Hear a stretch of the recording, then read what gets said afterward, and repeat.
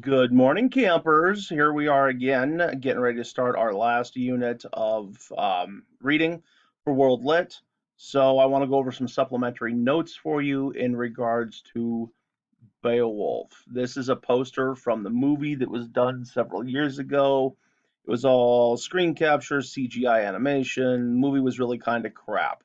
It's not really good when compared to the actual text of the book that we're going to read, but at least gives me a good visual to use to start with here, right? So, one of the greatest things about Beowulf is it's some of the uh, only existing Old English poetry that we have. And it's very reflective of the Old English heroic culture. Now, in this poem, it's known as a heroic poem because it celebrates the exploits of a great warrior whose courage, character, and actions are held up as a model of aristocratic virtue. So Beowulf comes to us.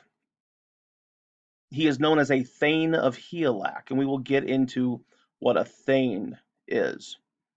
Now, the most important element of this is the notion of excellence.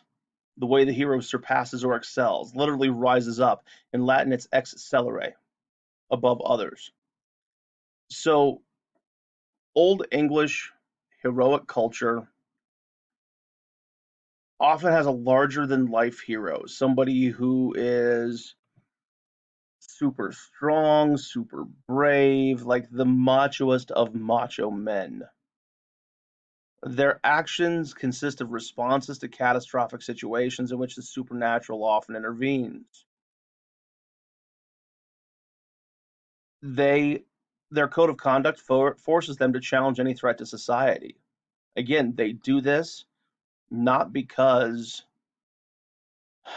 they are just seeking fame and glory. They do this out of a sense of responsibility and obligation because this is what heroes do. And then their destiny is discovered through a series of episodes punctuated by violent incidents interspersed with idyllic descriptions. So there's a lot of violence, there's a lot of blood and gore, and there's also some very beautiful, like, descriptive phrases that are used. Now, this is kind of a three-step pyramid here. Now, noblemen are received with grave courtesy. That means you are the most polite you have ever been to anyone when you are speaking to a nobleman.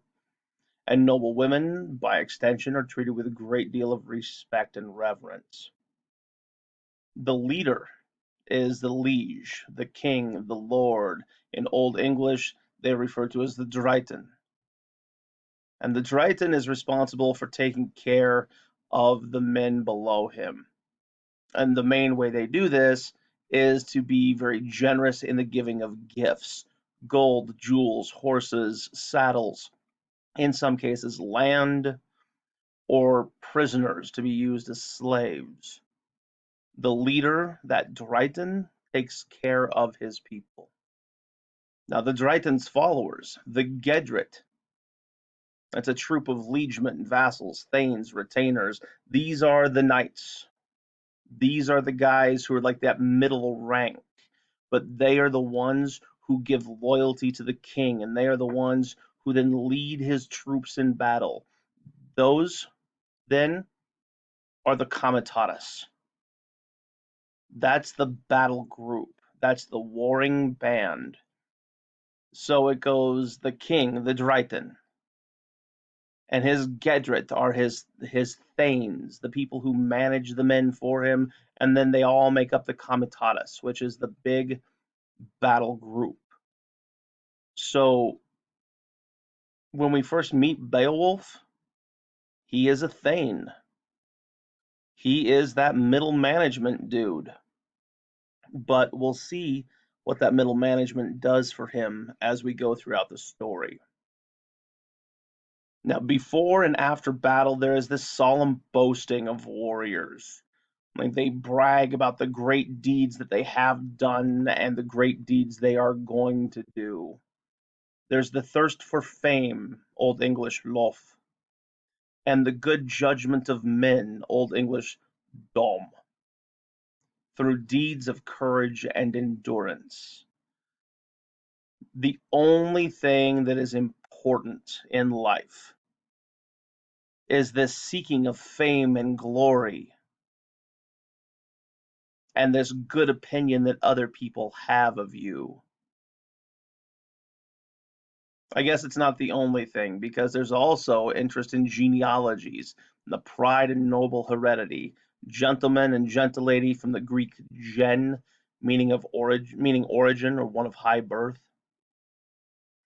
So not only are you supposed to be brave and boast of the good deeds that you have done or will do, and seek that good judgment of men, that fame and glory, it's important that you also be of noble birth, and you be able to trace that birth back through generations.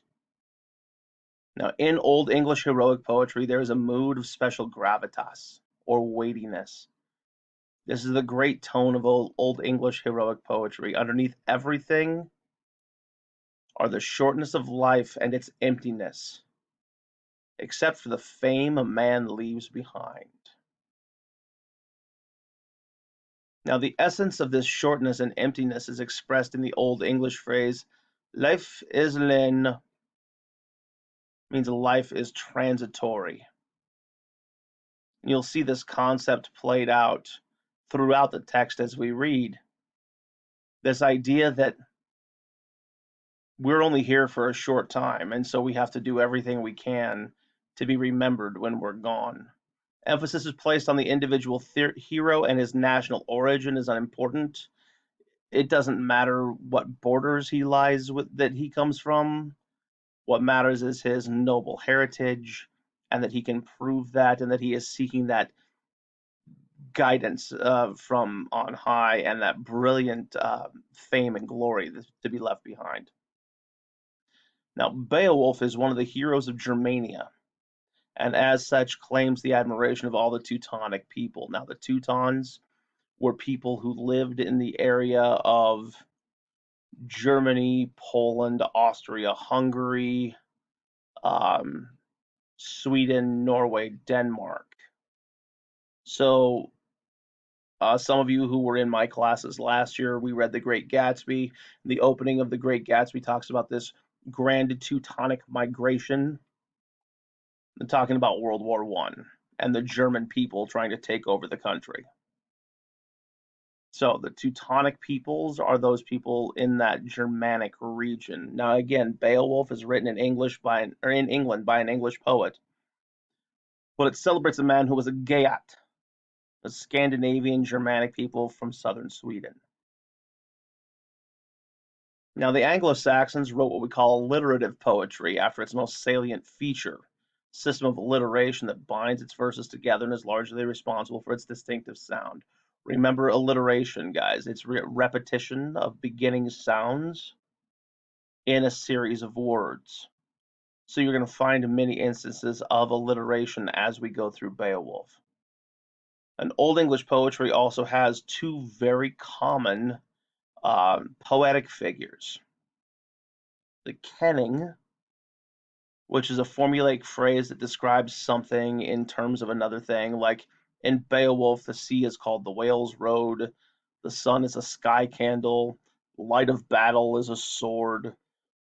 It's these grandiose poetic ways of describing something. It's kind of like a metaphor. And then you see also litotes, dramatic understatements employed by the author for ironic effect. Like when he says,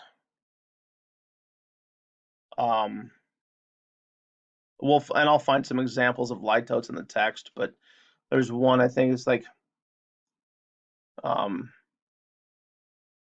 I can't remember exactly what it is right now, but I'll look up some examples. I'll show you guys some litotes in the reading as we go. Now, again, you're going to get a chant-like effect of the 4-beat line. So almost every line of poetry will have that da-dum, da-dum. It'll be a 4-beat line. Again, the alliteration. Then the grim man in green gathers his strength. You get what's called a caesura, which is a pause or a break in the line of poetry. oft to the wanderer, weary of exile. That caesura, that pause often occurs with the alliteration. You get epithets and descriptions characterizing something. The keen-edged sword, we saw a lot of those in Homer's writings. You get hyperbole, which is the extended exaggeration. Um, Old English poetry is often what we call elegiac or an elegy. Now, it sounds very similar to something that you have probably heard before, something called a eulogy. Now, eulogy is a speech that's given to memorialize someone at their funeral. An elegy is a mournful poem or a lament for the dead, a poem or other work of literature that laments the passing of a time or the end of an era. So when we talk about something being elegiac, it is of, relating to, or involving elegy or mourning or expressing sorrow for that which is irrevocably lost. Again, one of the overall themes is the temporality and mutability, the passage of time and change that occurs in that time. A phrase that is often used to describe Old English heroic culture and poetry is memento mori, remember death. You'll see throughout the text that even during times of celebration, when they're supposed to be at their happiest, there are still stories that are told of death and destruction. And now, Beowulf itself. The title of the poem is Beowulf. It is the Anglo-Saxon word where Beo means bright or noble. Anglo-Saxon word wolf is literally wolf, so Beowulf is bright or noble wolf. Other sources say Beo means bear. So it's either bright or noble, or so it's either bright wolf or bear wolf. Again, the whole idea behind the name is to try to invoke those ideas of strength and courage and nobility.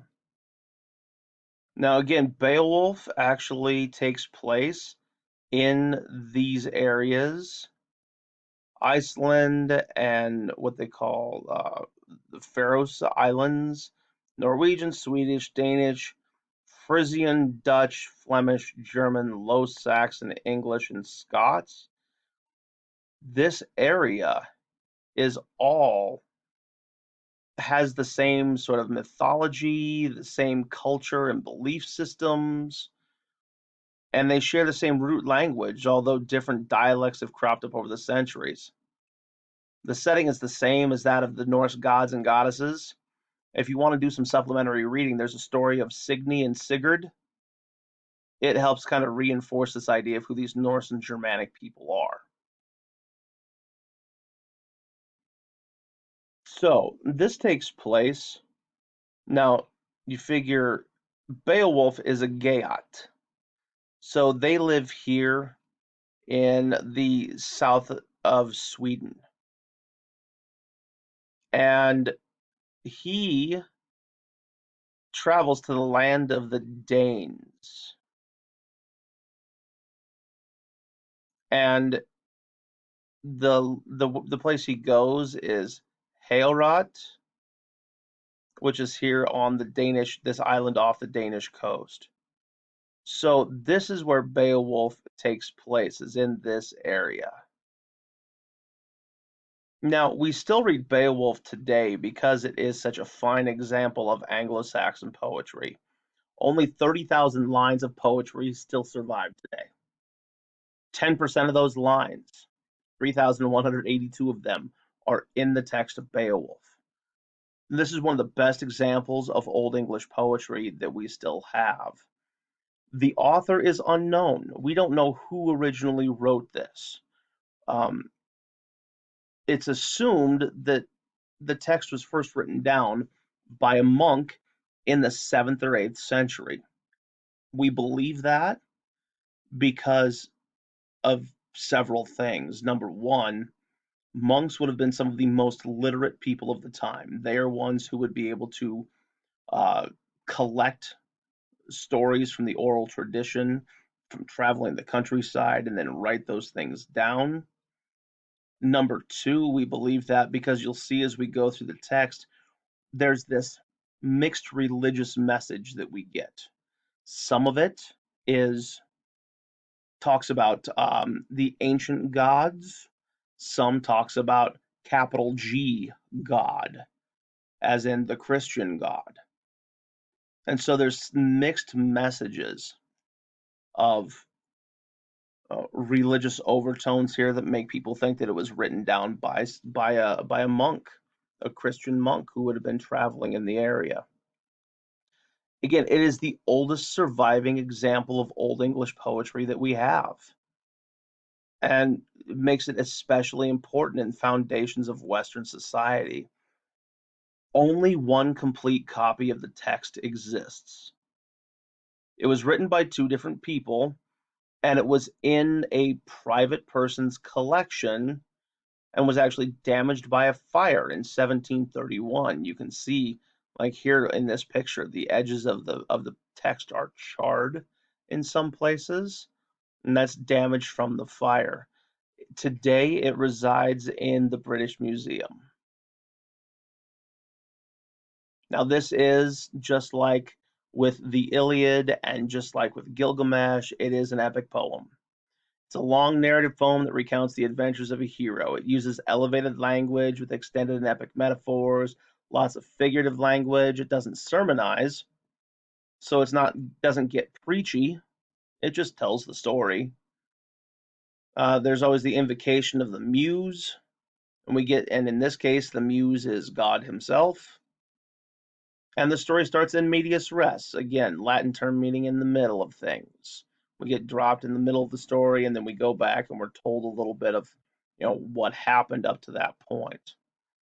And again, we have this mysterious origin with superpowers, and there's some vulnerability that comes from our hero, but it's also it's also a rite of passage for our hero, where they become the best example of who they could possibly be. Some terms you'll want to know. There's the Shope. That's a bard or storyteller. I know it looks like scop. It's pronounced Shope. The Shope was responsible for praising deeds of past heroes, for recording history, for providing entertainment. This was a traveling storyteller. The best Shopes would be in demand in larger towns and in the courts of kings and knights and thanes. And so a good Shope was hard to find, but they would be in high demand. Again, Thane is a warrior, a landholder who owes allegiance to a king or military leader, very similar to a knight. And again, when we meet Beowulf, he is a Thane. And we talk about the mead hall. This is a large hall where the lord and his warriors slept, ate, held ceremonies. This was their home. This was the catch-all. A lord would build a large mead hall, and this is where they would eat and sleep and hold ceremonies, and it kind of became the barracks and the cafeteria and the auditorium all rolled into one. There's a term that you'll come across in the text. It's pronounced weird. W-Y-R-D, weird. Weird is the concept of fate. It's this idea that things are destined to happen when they are supposed to, and there's nothing you can do to change this fate. It's this ancient idea that gets intermingled with some of these early Christian references to God's will that are found throughout the course of the text. Forgot about that picture. Main characters that we're going to meet. Of course, Beowulf, he's our epic hero. Geat from southern Sweden. He's the nephew of Hygelac, who's the king at the story's start, and he sails to Denmark to help Hrothgar. Hrothgar is the Danish king. He builds this big mead hall called Heorot for his men, He is then tormented by Grendel for the next 12 years, loses many men to Grendel, and he's very joyless before Beowulf's arrival. Grendel is referred to as a demon and a fiend. He haunts the moors, the swampy land around Heorot. He's actually a descendant of Cain, as in Cain and Abel, and he feasts on 30 men the night of his first attack. Grendel's mother is referred to as a witch or a she-wolf. We really don't know who she is. We don't get many descriptions of her. We know that she lives under a lake, and she actually kills one of Hrothgar's best men, which Hrothgar takes as a challenge, so of course he has to go and hunt her down. Later on in the story, we have a fire dragon who lives in Beowulf's kingdom. He wakes up when a thief steals a cup from him, and he guards these countless treasures. And Beowulf's last big challenge as king is to go and slay the mighty dragon. All right, and that's going to be it for those supplementary notes, guys. Now, I'm going to give you another video that is going to be a pronunciation guide. So make sure that you are looking for that one as well. And we'll get into our reading of Beowulf here.